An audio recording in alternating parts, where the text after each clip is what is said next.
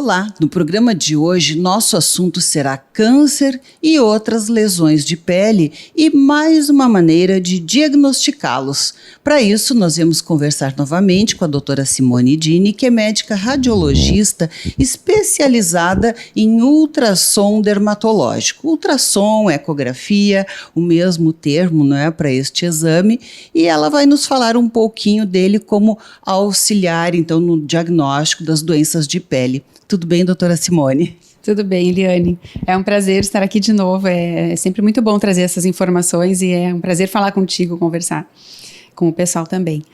Então, sobre o câncer de pele, a gente vai se aproximando do dezembro, onde tem campanhas, né, da dermatologia, do pessoal que trata mais essa parte, essa doença. A gente vai lembrando mais e eu vou tendo mais avaliações aqui pelo ultrassom dermatológico em busca de contribuição dessa modalidade de imagem para ajudar os profissionais que tratam o câncer de pele, né? Então, o que eu posso dizer do ultrassom dermatológico? Ele é uma modalidade de exame de imagem do ultrassom, da ecografia, que trabalha com ondas sonoras de uma frequência mais alta do que o habitual, né? Os exames de ultrassom, em geral, trabalham com uma frequência mais baixa, a penetração das ondas sonoras é mais profunda. E no ultrassom dermatológico a gente vai ver uma penetração, uma qualidade da imagem muito melhor das estruturas bem superficiais, como a pele. E ele entra como um método adicional de imagem para avaliação dessas lesões. Bem, Simone, tem algumas lesões assim que se olha e a gente já diz, opa, isso aí quase certo que é um câncer de pele, ou um câncer basocelular, não é um câncer tão agressivo, ou um melanoma, onde a suspeita é grande, não é? Mas a gente quer ter certeza, especialmente antes, não é? Quem faz cirurgia, de fazer lá, retirar, não é, a lesão e limites da lesão, enfim, porque faz bastante diferença, não é? Mas às vezes também tem aqueles que são umas manchinhas pretas, as pintas que chamam, que são uma cabecinha de agulha, né? E quando os dermatos ficam em dúvida, este exame pode mostrar, digamos, se há uma lesão que tem alguma invasão local, se a probabilidade de ser maligno é maior, como é que tu tens visto isso? Fala um pouco dessas lesões, o tipo de lesão, como é que se vê, né? E o auxílio, então, que pode ser dado na tomada de conduta, não é, do médico para o seu paciente em relação àquela lesão. Então, falando sobre lesões que mudam a coloração da pele, a gente tem lesões que o dermatologista avalia e já tem alguma suspeita. Em geral, ele já vem com alguma suspeita ou já vem para o exame até com biópsia realizada. Então, as pintas não é assim uma lesão que venha muito para avaliação, e sim as lesões que já têm suspeita maior de ser um tumor, um câncer de pele. Quando é o melanoma, a pessoa, o dermatologista ou a pessoa que está tratando, ela vê e já pensa que seja um melanoma, em geral, já parte para tratamento em seguida. Nós podemos avaliar pelo ultrassom o melanoma primário, né, antes de fazer a cirurgia? Podemos, a gente vai ver uma lesão muito vascularizada, que é a característica mesmo, mas a gente acaba não vendo isso muito no dia a dia de quem faz ultrassom dermatológico, e sim no segmento do melanoma. Os pacientes que vêm depois para fazer a avaliação locorregional, né? Então, aí é uma outra etapa. Mas para diagnóstico, para auxílio, né, no tratamento em seguida, nós vemos as medidas exatas de extensão lateral de uma lesão, a profundidade dessa lesão, se ela tem a sua margem profunda ainda no subcutâneo ou se ela está na região mais profunda, invadindo a fáscia muscular, o músculo ou até mesmo o osso. Às vezes a gente vê isso.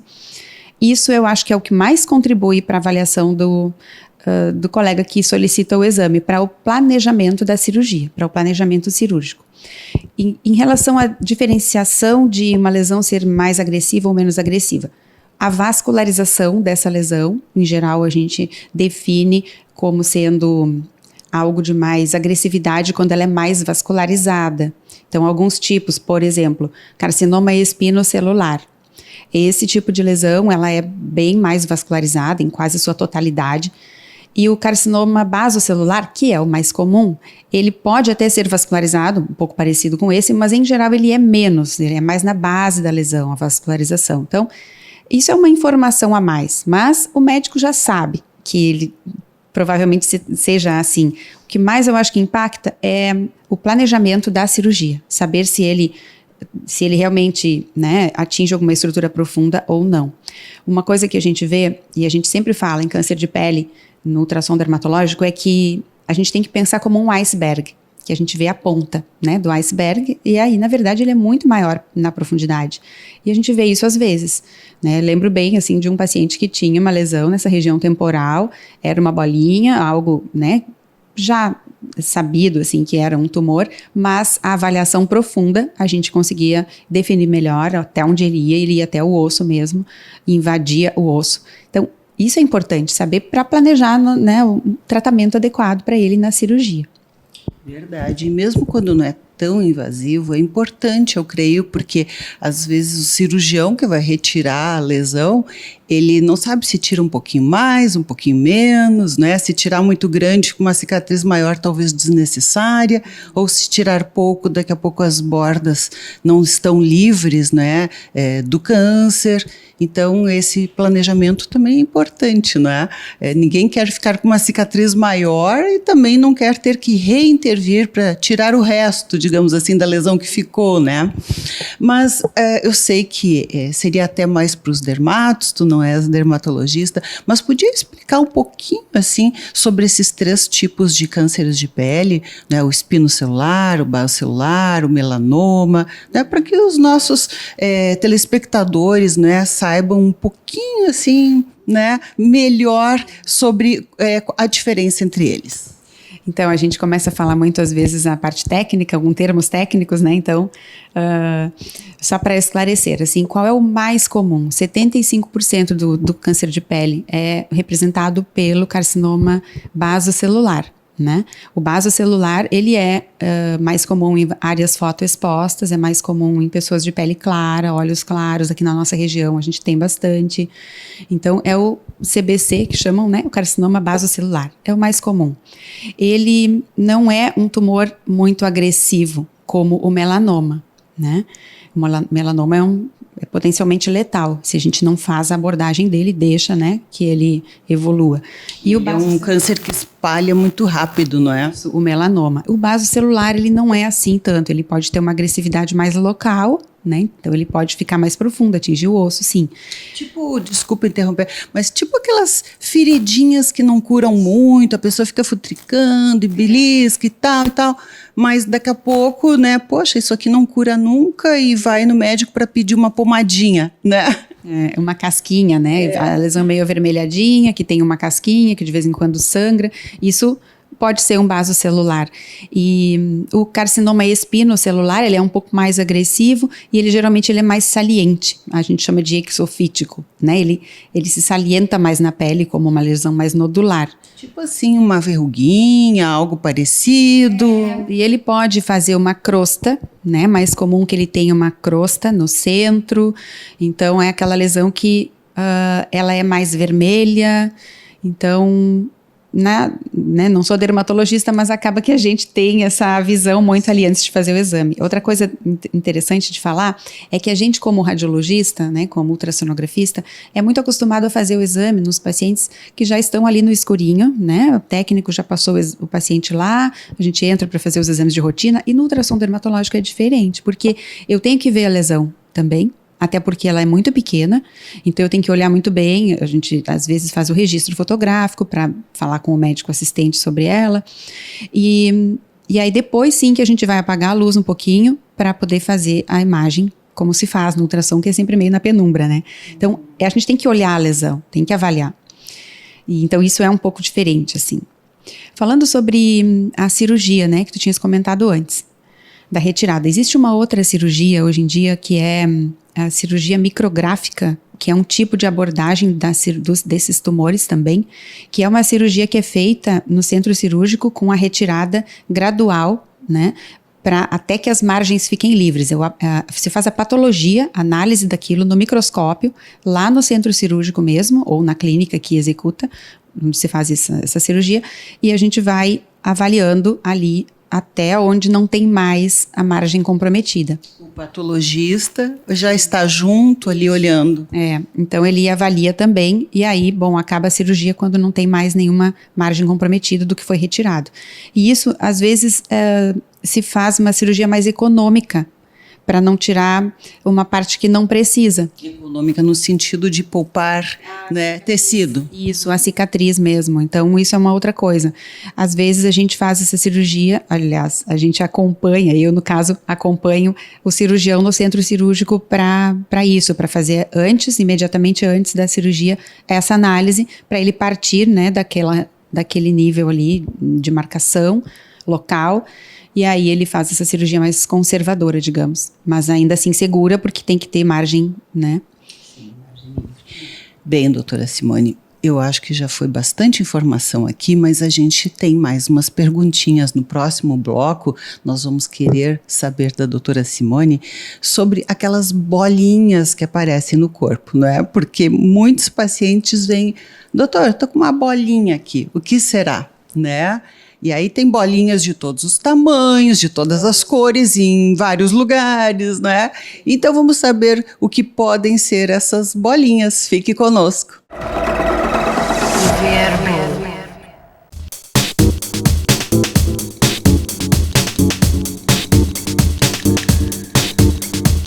Estamos de volta e continuamos a falar sobre diagnóstico de lesões de pele através do ultrassom dermatológico ou ecografia dermatológica com a doutora Simone Dini, que é especialista no assunto.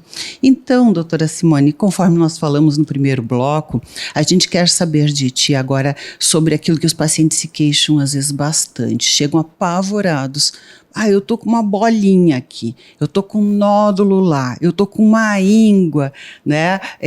Enfim, né? Existem várias bolinhas, né? Nódulozinhos que as pessoas se preocupam e que não sabem a diferença, né? Claro que o médico vai indicar, porque às vezes até o próprio médico fica um pouco em dúvida conforme a localização, não é?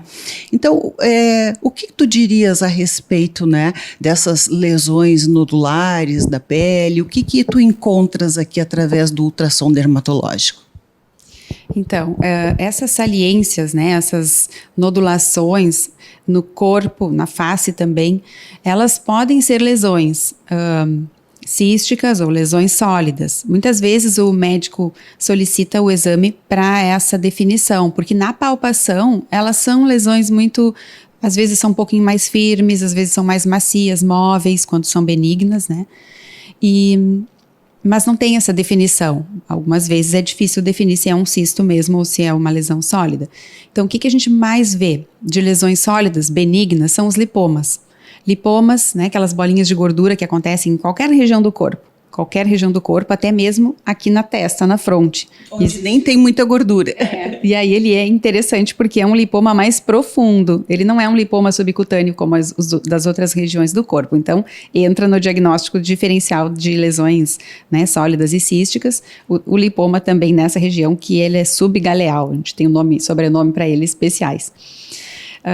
Cistos, né? O cisto que todo mundo conhece como cisto sebáceo, aquele que de vez em quando aperta e sai uma massinha. Aquilo ali é muito comum, cisto sebáceo, que é erroneamente chamado assim, popularmente conhecido como cisto sebáceo, mas nós chamamos de cisto epidérmico. Mas às vezes a pessoa até pensa que é uma espinha. E fica apertando, não é? Sim, e aí o que acontece com ele quando fazem isso de apertar? Ele pode inflamar, né? Porque na realidade o tratamento dele é cirúrgico, tem que abrir e retirar. Porque se ele esvazia, ele vai se encher novamente e ele vai perpetuar. Se fica só manipulando, ele pode inflamar. Mas enfim, é um tipo de lesão que a gente vê como nodulação no corpo. Outra coisa, quem já fez procedimentos estéticos com preenchedores ou bioestimuladores cutâneos podem também apresentar algumas nodulações e terem relação com o produto que foi colocado. E a gente vê isso, às vezes, na face interna dos braços, das coxas, no abdômen, que se usa alguns bioestimuladores de colágeno para melhora da qualidade da pele, mas ele pode ter esse probleminha. Então, a gente vai diferenciar também que aquilo ali não é um cisto epidérmico, não é um lipoma, é um nódulo de preenchedor. Também acontece o contrário, quando tem na face, a gente vê, às vezes, nódulos relacionados a produtos preenchedores. E esses tempos teve uma paciente que tinha produto preenchedor e achava que aquele nódulo, aquela palpação saliente assim mais elevada, fosse relacionada ao produto. E não, ela tinha um cisto epidérmico na face. Então, para isso eu acho que a gente ajuda assim, o médico a definir o tratamento, né? E esclarecer para o paciente que fica com aquela angústia do que pode ser. Sim, e doutora Simone, as pessoas podem marcar, não estou incentivando, tá? Porque a avaliação médica, e eu digo porque sou médica, não é? Ela é fundamental, mas às vezes ela não consegue logo um dermato, está muito angustiada, né? Não vai dormir enquanto não souber o que é aquilo. Ela pode entrar em contato e marcar ou pedir para fazer diretamente o exame ou só com a indicação, porque o médico sempre vai ter alguma suspeita, alguma coisa que ele quer saber, não é?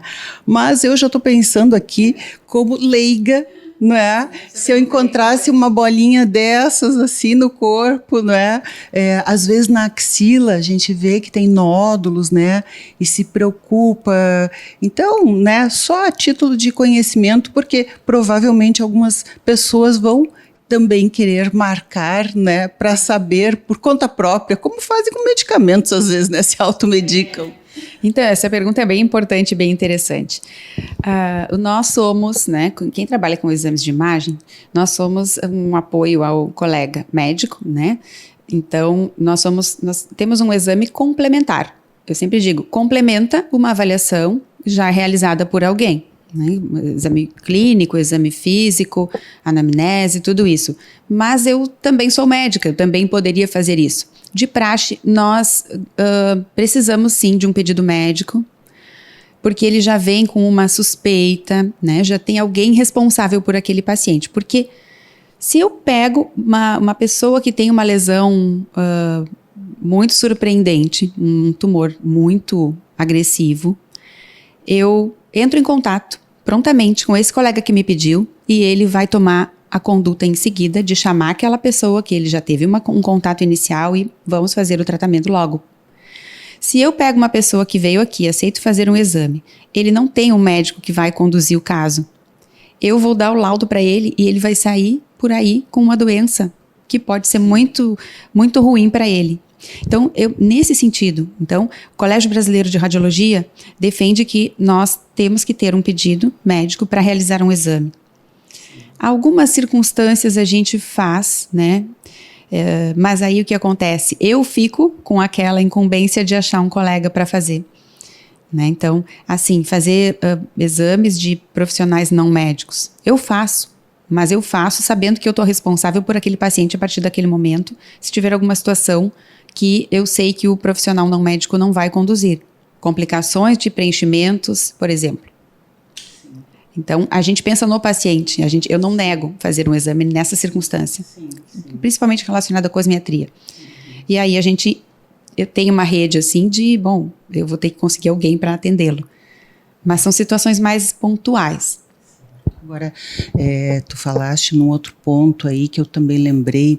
Eu creio que este tipo de ultrassom dermatológico deveria ser feito sempre antes de alguma cirurgia estética, especialmente facial, né? Os cirurgiões plásticos às vezes se deparam com esses preenchimentos que não estava assim no planejamento, né? E quando vão fazer alguma cirurgia, estão lá aqueles acúmulos. Então, eu creio que também é um exame importante de ser feito antes de uma cirurgia estética, não é? Sim, eu tenho recebido cada vez mais pedidos de profissionais médicos, cirurgiões plásticos, antes de fazerem uma cirurgia plástica na face, pescoço, especialmente. Por quê? Porque hoje em dia, muitas pacientes têm produtos, talvez não lembrem bem o que tinham, não saibam explicar para o médico. Então, quando a gente vê, por exemplo, bioestimulador de colágeno, que deixa uma certa fibrose nos tecidos, deixa alguns nódulozinhos, que ela pode não palpar, então ela não tem essa queixa de nódulos palpáveis, mas isso é importante o cirurgião saber onde tem, porque ele sabe que naquela região ele vai ter mais fibrose do tecido quando ele for, né, manipular aquele tecido. Então, ele já vai com essa ideia em mente. Então, eu acho que isso tem sido, assim, muito solicitado ultimamente, e eu acho que vai ser cada vez mais.